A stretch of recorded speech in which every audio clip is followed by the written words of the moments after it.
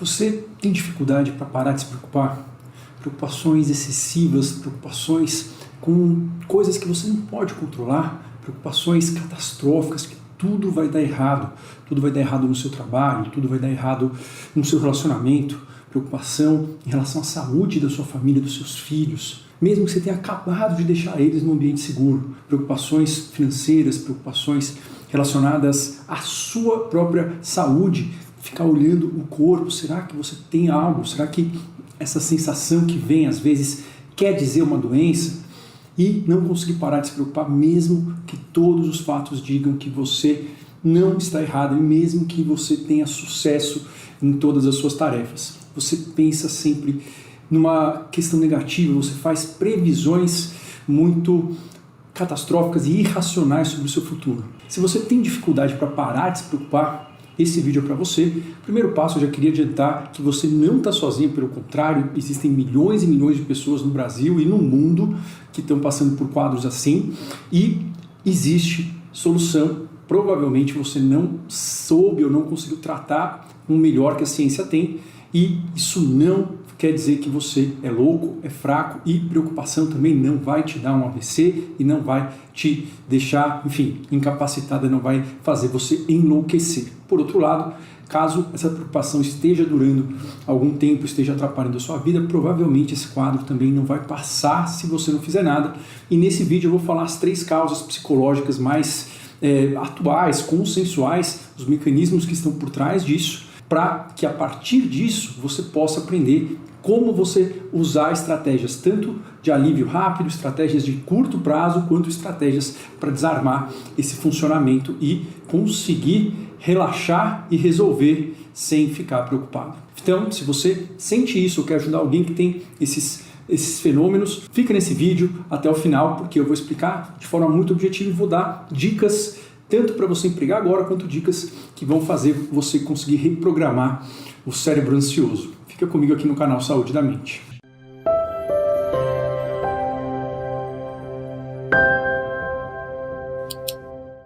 Olá, meu nome é Marco Antônio Abud, para quem não me conhece, eu sou médico psiquiatra clínico, formado aqui na Universidade de São Paulo. Eu atendi até muito pouco tempo no consultório, atendia ali no campo de batalha, estou fazendo aí um rearranjamento porque o volume está realmente não possível de ser manejado e aqui no YouTube eu faço vídeos aqui do canal Saúde da Mente, tanto para educar sobre saúde mental, quanto para tirar os mitos, tirar, enfim, todas vamos colocar o preconceito, mas não só para isso, mas para também oferecer soluções, explicar como é o tratamento que mais funciona com base naquilo que a medicina tem de melhor e com base, claro, também na minha experiência.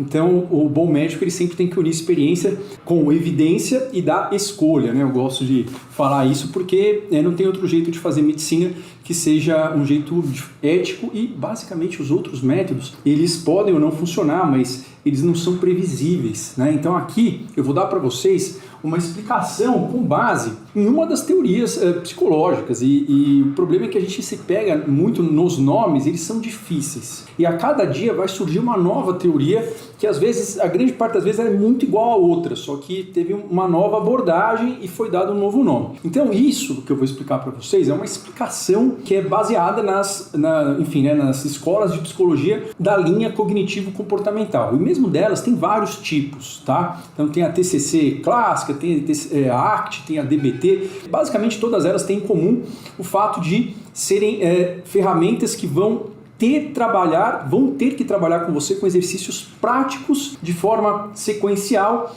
exercícios que começam de forma extremamente fácil possível e que vão exponencialmente mudando a forma como você pensa, como você processa as emoções e a forma como você se comporta. Então isso é o que elas têm de comum, só que tem várias teorias e se você digitar na internet por que eu me preocupo, você pode achar 500 explicações e assim, caso você não seja alguém que tenha formação médica e que tenha, enfim, alguma experiência em procurar trabalhos, também é impossível saber. Então já estou dizendo aqui para vocês que assim, você pode me explicar de qualquer forma e o porquê ele nunca tem que vir antes do o que funciona, tá? Eu sei que a nossa cabeça adora um porquê, eu também gosto, né? A gente gosta de bons porquês. A ideia é que eu não sou psicólogo, eu sou médico psiquiatra, tive psicologia nos primeiros anos da residência. Por que eu estou falando disso? Porque, de fato, para quadros de ansiedade, assim como de insônia, a primeira linha, inquestionavelmente, de tratamento,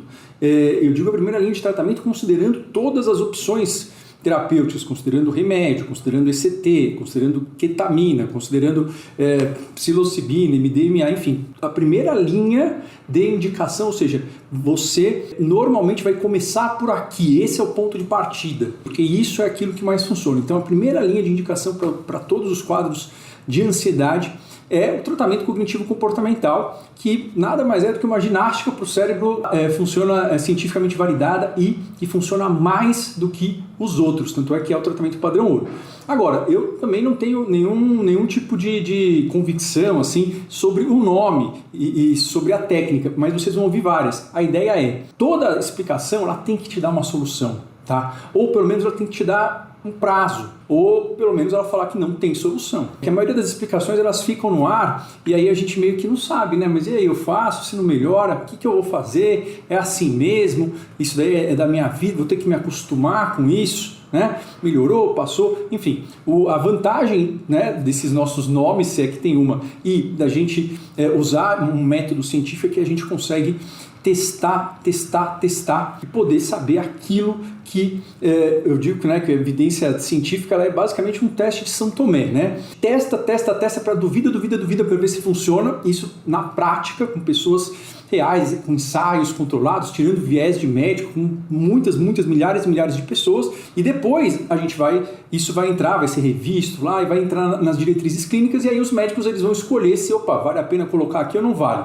Aí, claro, o médico clínico, ele vai escolher com base na experiência dele e se aquilo é seguro e tem indicação, ele vai tentar, ele vai se aprimorar. Só que, basicamente, você atendendo alguém, você não vai comprar uma ideia para aplicar no seu consultório que você vê que não está funcionando. Então, essa evidência ela precisa ter milhares e milhares de pacientes, aí tem a sua experiência e aí nisso você vai lá e decide e não existe, vamos dizer assim, controvérsia nessa área. Então todo médico, todo psicólogo também, todo profissional de saúde mental que fala que você tem um diagnóstico de um transtorno ansioso, ele tem que dar o nome do transtorno, porque, tem vários tipos, e se tem vários tipos é porque o tratamento é diferente, um pouquinho diferente, e ele tem que dar para você quais são os tratamentos mais eficazes, e obrigatoriamente ele vai ter que falar da TCC. Quer dizer que é mágico, quer dizer que funciona para todo mundo, quer dizer que então você não pode tentar mais nada? Não, claro que você pode. Normalmente a gente associa isso a outras intervenções. A TCC ela é diferente para cada quadro, por quê? Porque ela é uma musculação para mudar pensamentos e mudar comportamentos. Isso muda o cérebro, são os dois pilares da neuroplasticidade. Isso permite com que os circuitos que estão desregulados, eles voltem a se regular, e isso é o tratamento que de fato vai atingir na ansiedade o mecanismo biológico raiz dela. Porque os remédios, nem suplementos, não que eu seja contra, pelo contrário, mas nem os remédios, nem o suplemento, nem só a meditação e nem só a atividade física vão conseguir ir no sintoma raiz da ansiedade no cérebro, pelo que a gente conhece. Então tem que ter TCC, tá? Só que a TCC tem vários tipos, só que essa explicação então é dela, e qualquer pessoa que te der outra explicação não tem problema, tá? Não estou aqui dizendo que está certo. Uma vez que a gente tem uma explicação melhor que funciona mais, a gente vai, eu vou atrás dela. Mas não se pega no porquê, se pega para entender o mecanismo e saber como isso vai mudar a sua vida, como você vai aplicar isso, tá? E tenta aplicar sem terminar o vídeo o mais rápido possível, porque quanto mais rápido a gente tenta aplicar, a gente age frente a um conhecimento, maior a chance de aquele conhecimento começar a ser incorporado ali, gerar uma neuroplasticidade no nosso hipocampo. Então, quanto mais a gente aplica aquilo que a gente aprende, quanto mais rápido, maior a chance de que aquilo vá ficando enraizado e vá mudando a nossa mente, tá? Então, são essas três questões aqui, 3 objetivos. Não é possível, pelo conhecimento atual, você parar de se preocupar. Então, o objetivo não é que você não se preocupe com as coisas. Por quê? Primeiro porque é impossível. Então, é uma tarefa impossível, não conhecemos seres humanos que não têm traumas neurológicos graves que não se preocupam. Pelo contrário, se preocupar é algo extremamente evolutivo, importante, é um superpoder do ser humano. Não sabemos, né? Até o momento só o ser humano, em termos animais, que fala e que se preocupa e que pensa no futuro e fica antecipando medos, mas isso é um superpoder, só que isso tem uma função. Né? Qual é a função? É resolver. Resolver problemas. Resolver problemas, às vezes, antes que eles venham. A gente conseguir planejar, a gente conseguir pensar no que pode dar errado na medida em que eu vou fazer coisas para evitar que isso ocorra. Então, o objetivo essencial da preocupação é resolver. A gente fica pensando ideias, podemos às vezes até debater alguns dilemas, às vezes a gente fica pensando num assunto, no outro, mas uma vez que a gente acha, enfim, uma estratégia, ou que a gente decide, fala, quer saber, não vou parar de pensar, vou aqui começar e vamos ver. A partir do momento que você faz isso, aquela preocupação ela já não fica vindo mais. Essa é a única função, vamos dizer assim, saudável da preocupação. Quer dizer que se você tem outros tipos de preocupação que não resolvem nada, você necessariamente tem um transtorno psiquiátrico? Não, todo mundo tem, né? Umas preocupações que não vão levar a lugar nenhum, até porque o nosso cérebro, e tem também 500 modelos de neurociência, né, que você vai encontrar por aí, mas assim, existe um modelo consensual que ele tem um funcionamento, tem circuitos, então é como se fossem avenidas de neurônios. As substâncias, a dopamina, a serotonina, noradrenalina, acetilcolina, elas são como se fossem mensageiros, como se fossem carros que vão pulando de uma avenida para outra, então eles vão se comunicando entre neurônios, mas o que importa é qual avenida está mais movimentada, é isso que vai comandar os nossos pensamentos, os nossos sentimentos. E eu sei que é estranho, mas isso é o conhecimento também atual. A gente não vai conseguir não pensar em besteira, porque para a gente conseguir resolver algo e se concentrar em algo, a gente precisa de bastante energia. A gente precisa ter dormido bem, a gente precisa estar alimentado, a gente precisa estar com glicose, a gente precisa estar com hidratado, precisamos estar tendo uma luminosidade que estimule também o alerta. Então, tudo isso a gente precisa de energia. Então, para resolver, a gente tem que estar concentrado. Só que a gente não consegue ficar concentrado o tempo todo, a gente sempre vai, né, uma hora ou outra se distrair, ainda mais que não tem nada para fazer. E aí, como é que a nossa mente descansa? Ela entra no modo repouso. Para quê? Para pegar todo aquele conhecimento, ela vai guardando e ela fica poupando energia. A nossa mente fica poupando energia pensando em coisas do futuro, coisas do passado e coisas relacionadas à sua própria vida. Então, autorreflexão é uma das formas com que o cérebro descansa. Então, não dá para ninguém não pensar em algumas coisas absurdas às vezes e que não tem nenhum propósito. A questão aqui não é essa, a questão é ver se você se preocupa e você tem algum desses dois, porque se algum desses dois estiverem presentes por alguns meses, aí a possibilidade de você ter um transtorno de ansiedade é muito alta. Não posso fazer diagnóstico, tem vídeos com testes, que são testes validados, mas o diagnóstico, claro, só pode ser feito por um profissional de saúde mental, quer seja psicólogo ou psiquiatra. Bom, mas isso daqui não é problema e a gente não vai ficar nisso nunca, sempre, tá? Mas quando a gente percebe normalmente que a gente não está aqui, a gente fala, para de pensar besteira, vamos para ação, né? Aqui não, aqui nesse segunda causa, né, a preocupação é encarada como um mecanismo, uma função cerebral que pode ser usada de uma forma boa ou ruim, como todas. E aqui, nesse segundo mecanismo, a preocupação ela entra como uma maneira de todos nós, de nós tolerarmos a incerteza. Ou seja, o que você acha melhor? Você receber um SMS, um WhatsApp agora dizendo se, enfim, alguém da sua família está bem ou não, que passou mal no hospital, ou esperar umas 8, 10 horas para poder ouvir do médico o que aconteceu. Caso seja alguém que você se importa, você vai querer agora. Apesar de que talvez não tenha nada que você possa fazer, né? Mas esperar algo que pode trazer algum perigo, só que ele está incerto, não tem um controle nenhum sobre aquilo, e isso é um dos maiores sofrimentos para o ser humano e normalmente, assim, também foram feitos vários experimentos, isso é algo muito mais sofrido, por exemplo, do que uma crise de pânico, não que a crise de pânico não seja, mas essa tolerância da incerteza é algo ruim para todos nós, a gente não gosta disso. Não é que a gente gosta sempre de rotina, mas nós gostamos de rotina para poder sair dela às vezes, né? A incerteza, então, é quando eu não estou tendo na minha mão capacidade de interferir naquele resultado e eu não estou conseguindo esperar. Por quê? Porque a possibilidade de dar algo ruim é catastrófica, é tão assustadora que eu tenho que fazer alguma coisa por isso, só que não está nas minhas mãos agora.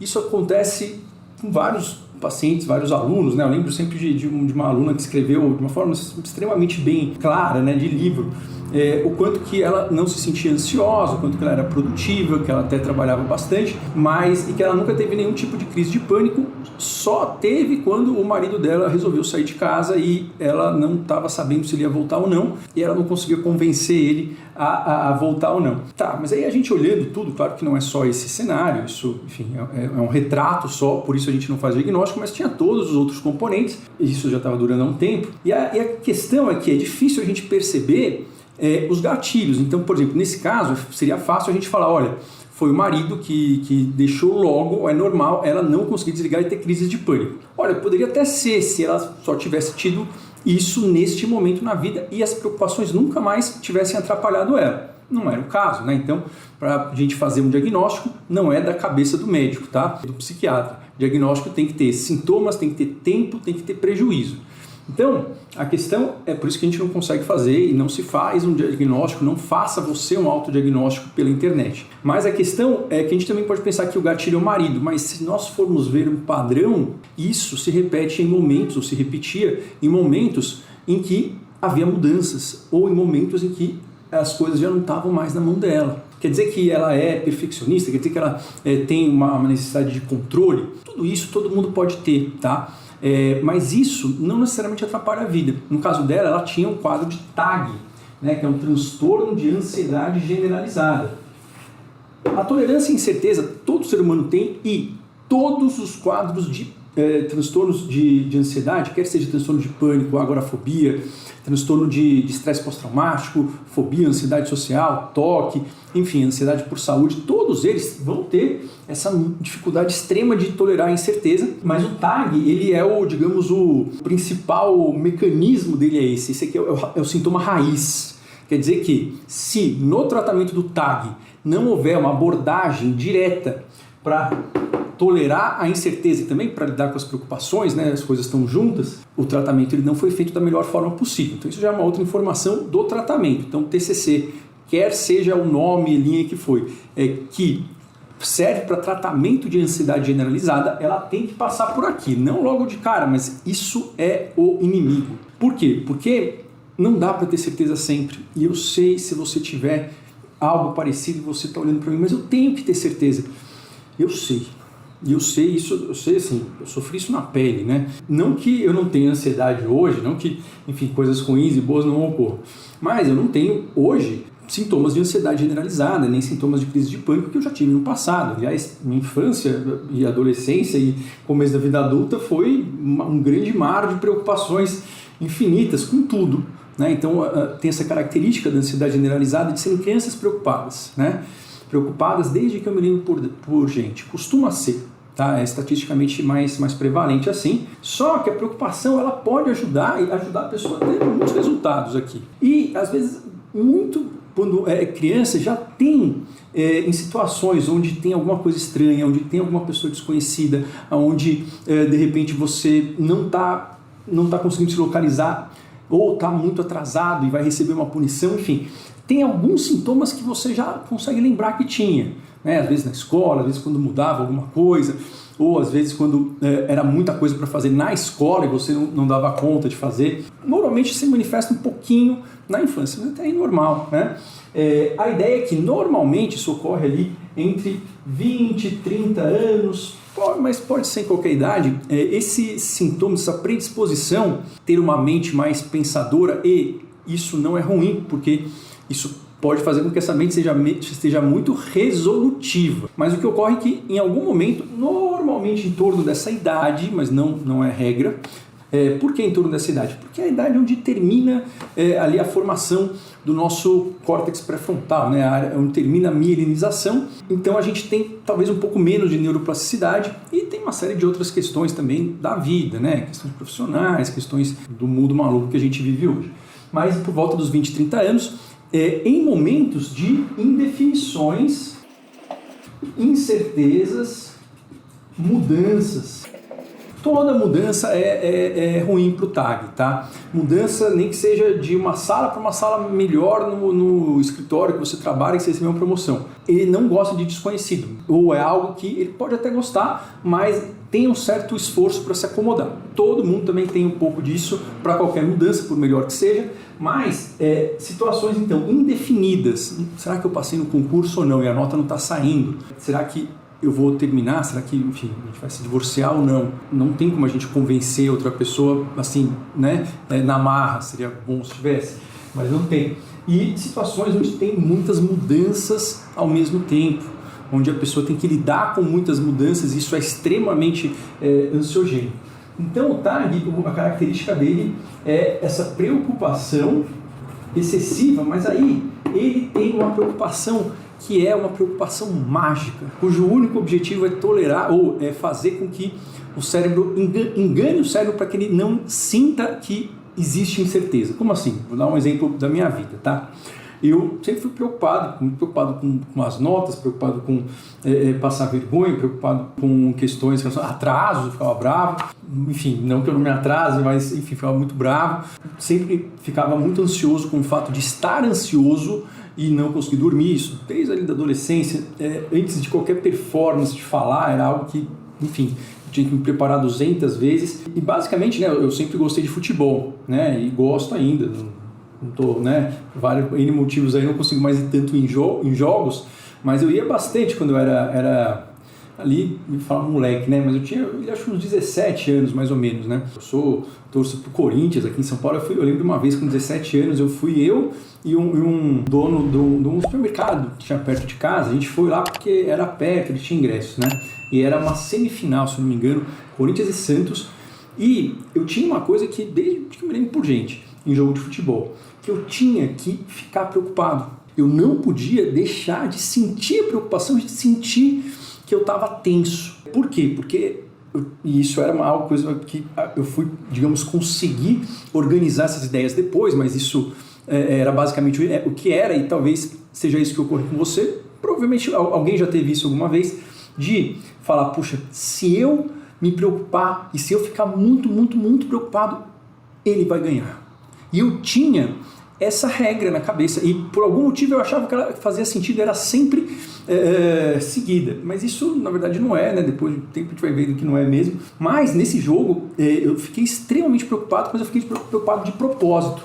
Então eu fiquei preocupado por não estar preocupado, e aí eu ficando preocupado, o que aconteceu? Saiu um gol lá, acho que foi, enfim, um gol, não lembro exatamente, foi do Edilson, acho, no Santos, era Corinthians e Santos, e foi incrível aquilo, nossa, um êxtase e tal. E aí o que acontece? Bom, isso só disse pro meu cérebro que, olha, se você não parar de se preocupar, as coisas vão dar errado para você. Isso pode ter ocorrido com relacionamentos, isso pode ter ocorrido com você para trabalho mesmo, e pode ter dado certo uma série de vezes em que isso fez você se preparar demais. A ideia não é que você goste da incerteza, a ideia é que ela é inevitável, e esse pensamento, ele tem duas funções, então, né? Essa preocupação, a preocupação que ela supre uma função mágica. Então isso que eu tive é uma preocupação mágica, da minha cabeça controlar o futuro. Todo mundo tem um pouco disso, tá? Mas a gente normalmente consegue entender que não, acho que não dá, por mais que a gente queira que fosse diferente. Mas isso, então, ela tem uma função como mágica. Mágica do quê? De ter o poder de evitar problemas. Ou seja, se eu me preocupar, eu evito que aquilo aconteça de ruim. Ou uma preocupação mágica, que isso vai fazer com que eu também evite uma performance ruim. Então, eu tenho que estar preocupado antes da prova, senão não vou conseguir tirar uma nota boa, né? Uma performance. E isso é um problema, porque se você tem um nível X de preocupação, isso é muito bom. Se fica muito relaxado, não é bom também. A questão é que se você fica preocupado o tempo todo e tem que se preocupar em várias situações para que tudo dê sempre certo, uma hora seu corpo não aguenta, e o que ocorre é que o excesso de noradrenalina, assim como o excesso de dopamina, tem uma atuação nos receptores, além de toda a questão do cortisol, causa uma piora de concentração, uma fadiga importante. A pessoa fica com o pensamento meio lento, meio avoado e agitado. Então isso tem a ver com esse aumento constante da adrenalina, além de todas as outras mudanças relacionadas ao cortisol, além do padrão do sono, que normalmente está alterado. E então a pessoa ela fica com esse pensamento mágico, só que isso está fadado a não dar certo. Então aqui o pensamento mágico para evitar que coisas ruins ocorram no mundo, o pensamento mágico para evitar ir mal. Ou se eu não me preocupar, quer dizer que eu não estou me importando, quer dizer que então necessariamente tudo vai ser horroroso na minha vida, tá? Então tem essas funções de tolerar, mas a gente tolera a incerteza como? Por quê? E isso, quem tem TAG provavelmente vai se identificar. Poxa, depois eu fui percebendo, não sabia, obviamente, que é a questão de não ser pego desprevenido.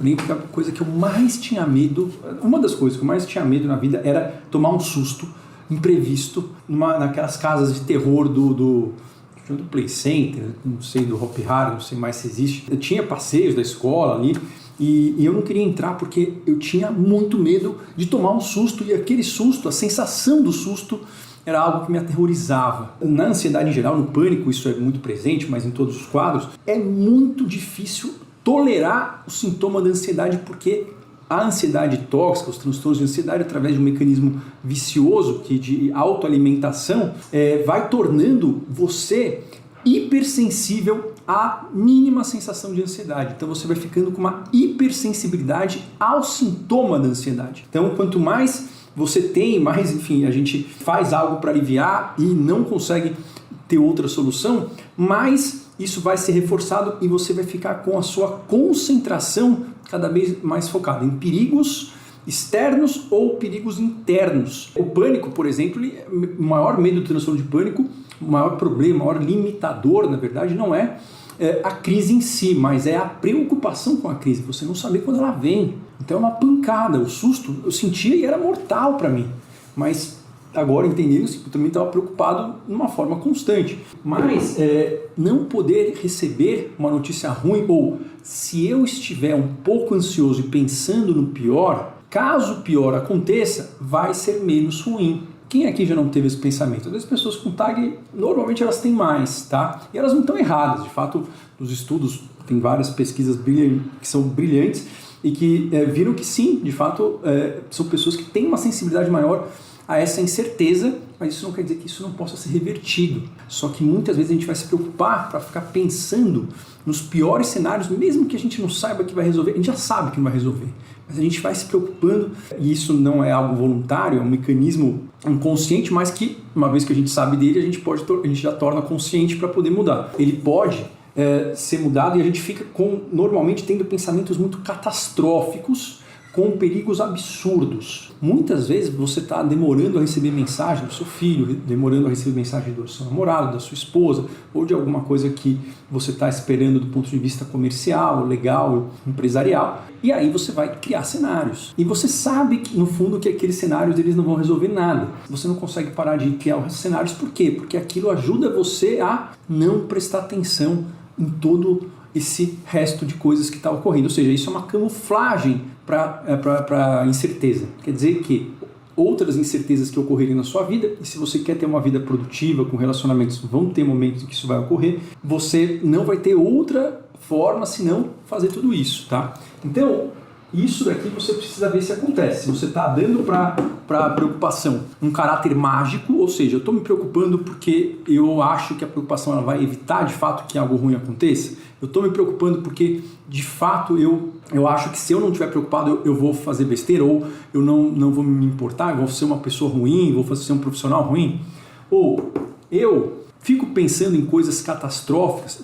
Aí é que talvez você vai ter que lembrar um pouco, tá? Mas tudo isso anotando sempre é bom e não precisa saber de primeiro, tá? Se nas últimas vezes que eu fiquei pensando em preocupações catastróficas, por exemplo, preocupações relacionadas a adoecimento de família, de filhos, relacionada ao avião, enfim, que seu marido voou, poder cair, vai elencando para ver se nessas situações que tipo de preocupação que veio, o quanto que você ficou nessa preocupação catastrófica que não estava resolvendo nada. Normalmente a gente vai ver que foi algo que você não tinha controle sobre aquilo.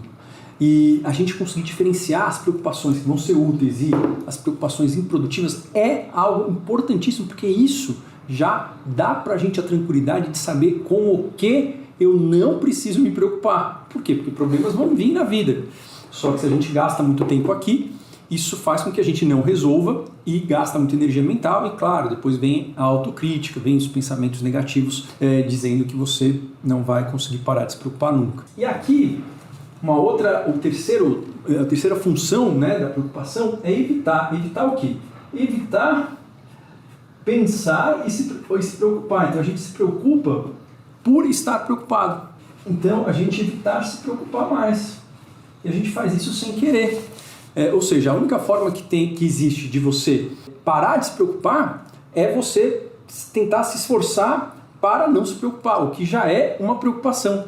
Então, o nosso sistema nervoso, e no fundo a gente sabe disso, ele não se dá bem com esse tipo de estratégia de tentar mover ou mudar um sentimento, um pensamento na marra. Não dá certo, piora. Né? Não tem como você se preocupar ou você retirar a ansiedade do seu cérebro caso você queira somente ficar preocupado com isso e tentar tomar isso como uma obrigação.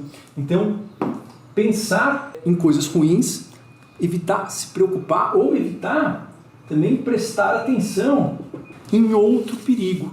Então, se a pessoa tem uma ansiedade social, a preocupação pode ter a função de que ela não precise ficar olhando com o professor e ela se distrai do medo ou da outra preocupação de que será que o professor vai me chamar e eu vou fazer papel de vergonha aqui na frente de todo mundo? Então, a preocupação era uma forma da gente ir se preparando e evitando ter esse sofrimento.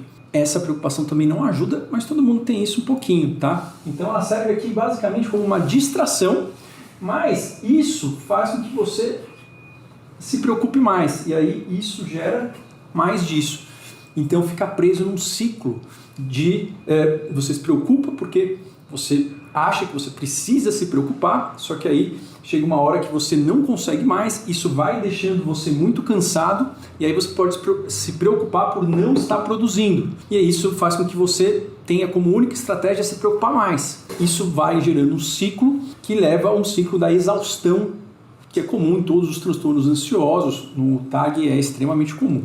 Isso, então, é mais comum no transtorno de ansiedade generalizada, mas está presente no pânico, está presente na agorafobia, está presente no toque, na ansiedade por saúde. E uma vez que você entende o mecanismo, isso te dá muito mais poder para assumir o controle aí do seu tratamento e, de fato, saber se você está caminhando na direção certa ou não, tá? Bom, então, vamos aqui, exercícios práticos da TCC. Então, assim, é como se fosse, eu digo, uma prescrição médica de uma gripe, né, ou de qualquer outra doença infecciosa.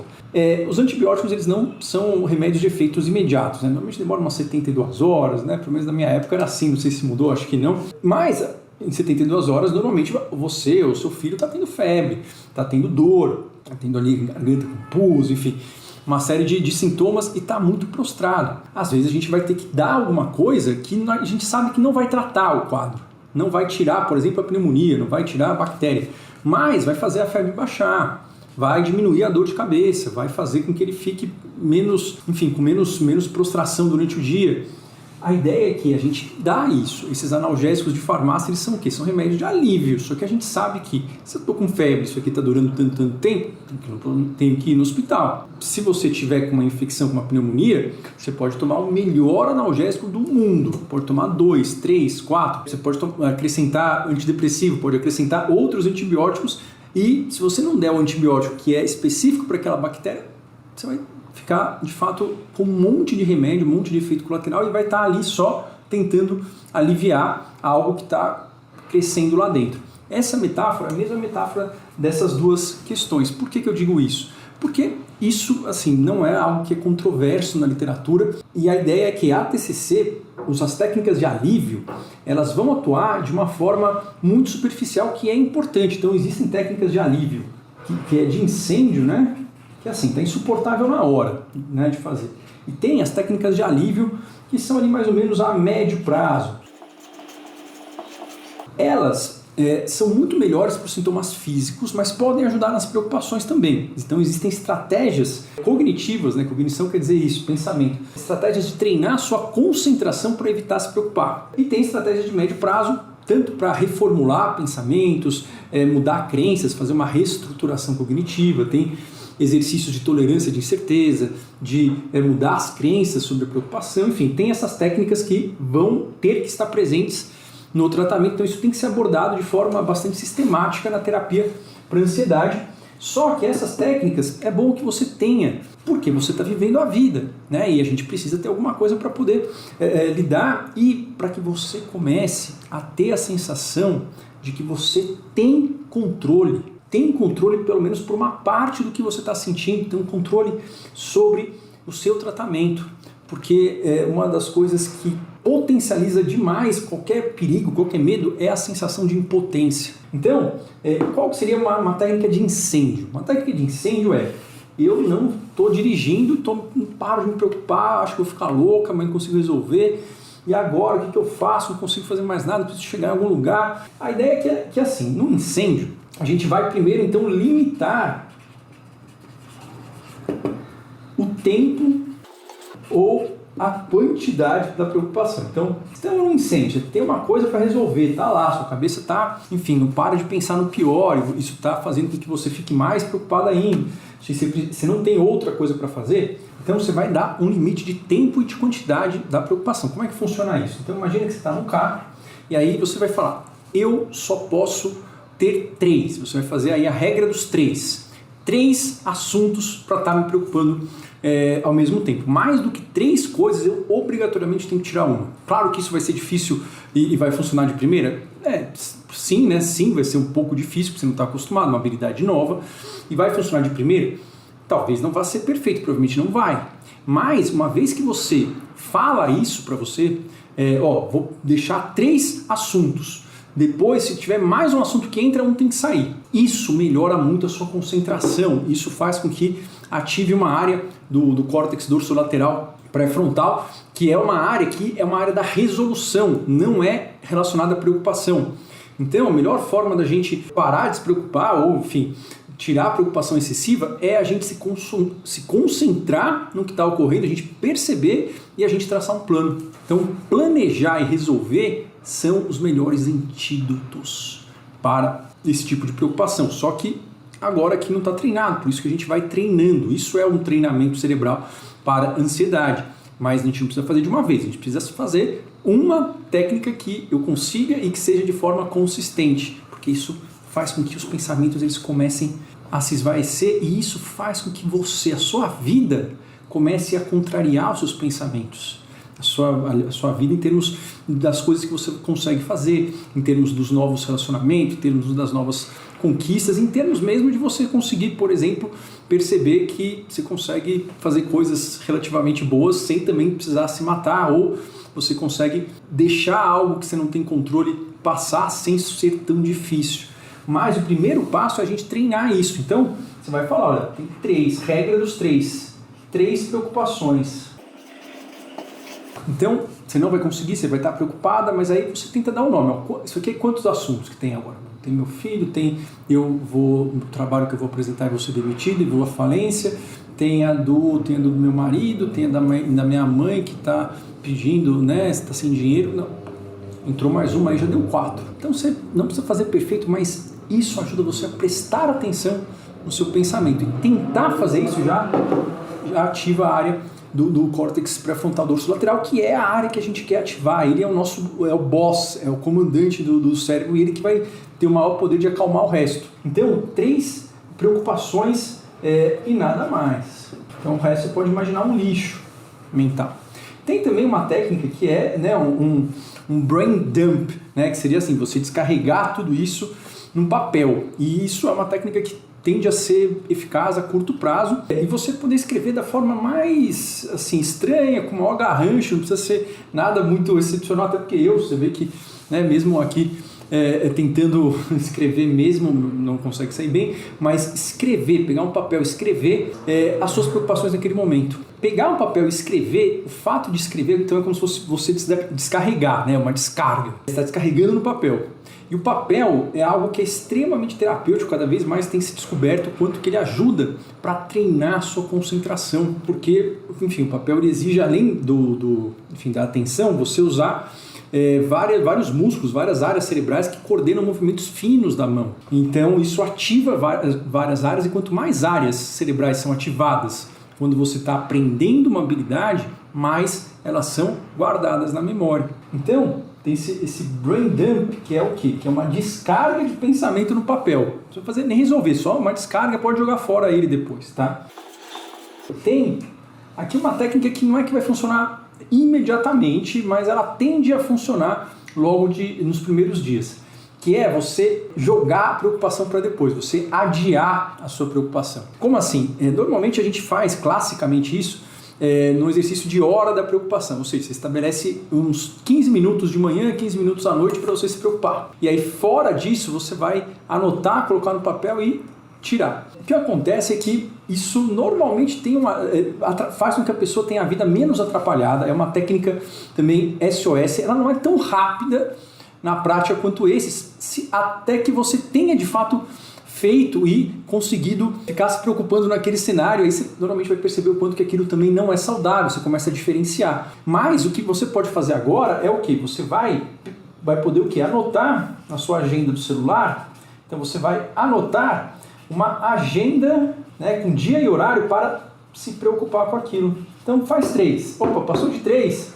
Você pode escrever no papel se tiver, senão você vai pegar essas excedentes e você vai agendar ali, pode ser agendar no celular, pode ser você fazer um áudio, tá? Não é bom usar o celular dirigindo, mas se não tiver como escrever, grava um áudio em algum arquivo falando, olha, eu vou me preocupar com isso na segunda-feira, tal horas. Isso, uma chance muito maior de dar certo pelo fato de você ter uma permissão da própria incerteza de deixar isso de lado porque você já agendou.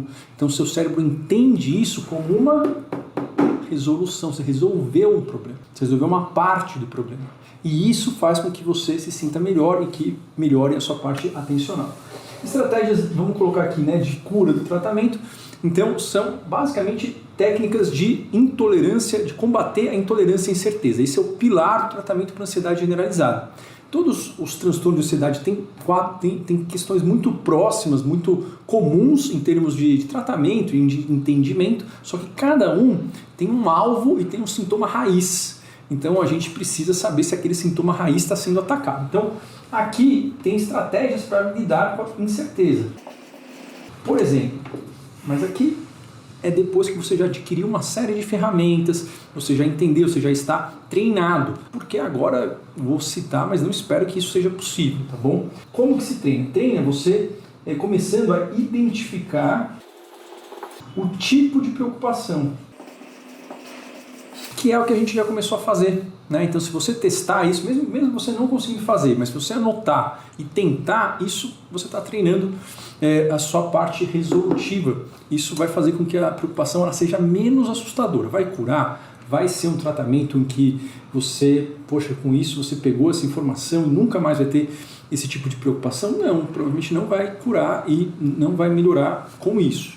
Isso vai fazer com que você tenha a sensação de que você tem muito a fazer pelo seu próprio tratamento. E isso daqui não é questionável, é inquestionável do ponto de vista de consensos científicos e pelo menos até esta data de hoje, né, em fevereiro de 2022. Eu sempre falo isso. Por quê? Porque, claro, um monte de gente fala muita coisa por aí e é um bombardeio. Mas a questão é, primeiro, fico à disposição, né, se alguém quiser fazer uma live comigo, mas eu sempre sugiro que vocês pesquisem isso, e pesquisem tolerância e incerteza. Pesquisa sites da USP, sites, enfim, da Federal do Rio de Janeiro, Federal do Rio Grande do Sul, pesquisa em Yale, pesquisa em Harvard, pesquisa em Oxford, vê se é isso que eles fazem. Assim, isso que eles fazem no HC, no Einstein, no Sírio, isso é o padrão para o tratamento do quadro de transtorno de ansiedade. Então você vai ter o quê? Identificar o tipo de preocupação, se é uma preocupação resolutiva, se é uma preocupação baseada em alguma crença de preocupação. Então isso é feito, quem é aluno do treinamento para mentes ansiosas, isso é feito no módulo 3, né? Então tem as crenças centrais e tem as crenças da preocupação, né? Então com isso se constrói uma árvore da preocupação. Isso, e esse nome não foi eu que inventei, não. Você pode digitar Worry Tree. Tree é uma árvore mesmo. que é um exercício também da TCC para que a partir disso você comece no seu dia a dia ter um plano prático para ir limpando as preocupações que não levam a lugar nenhum e focando nessas, tá? Então existe essa árvore das preocupações e existe a resolução produtiva ou estruturada de problemas, que isso ajuda muito em qualquer quadro que tenha um prejuízo em termos de capacidade de concentração, de capacidade de planejamento. Na psiquiatria são todos os quadros que têm isso. Depressão tende a ter algo mais importante em termos de prejuízo de memória, de concentração do que a ansiedade. Transtorno bipolar um pouco mais, a esquizofrenia então nem se fala, mas todos eles têm, né? E a insônia também tem, que normalmente está associada ao quadro. Então, esses treinos de você identificar a preocupação, depois você fazer uma árvore para ter um mapa, como se fosse ali um guia prático no dia a dia para você treinar e ter a questão dessa resolução estruturada, um método para que você possa testar se aquele problema é resolucionável ou não e como que você pode fazer pelo menos alguma coisa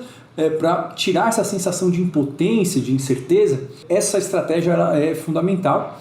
E, bom, tem alguns outros treinos também, mas esses daqui tem que estar presentes, tá? E normalmente, não é obrigatório, mas normalmente a gente coloca algum relaxamento muscular diário, né?